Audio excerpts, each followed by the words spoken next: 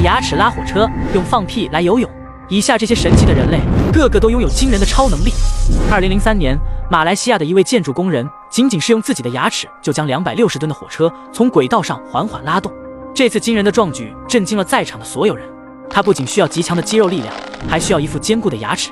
这名建筑工人的咬合力比正常人要高出许多，一般人别说是拉火车了，就是叼水桶都费劲。不过嘴巴厉害的人可不止他一个。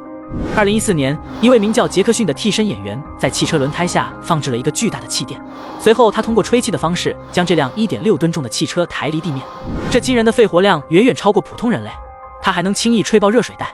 但由于常年吹气训练，杰克逊的脸上也变得非常有弹性，在吹气时脸部会形成2个巨大的气球，看起来十分惊人。但在吹气这方面，他还不是最牛的。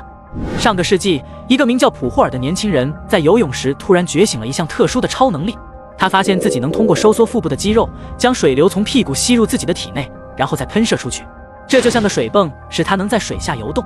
后来他将这一绝技发扬光大，甚至能在舞台上吹灭蜡烛。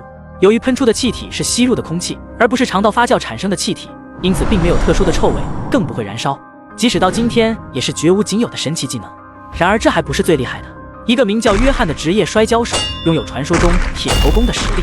他的头骨厚度达到了16毫米，是一般人的2.3倍，这使他能用头轻松砸碎砖块，甚至是砸进钉子。在他小时候，他曾不小心用头撞碎了一块门板，而头却仅是破了点皮。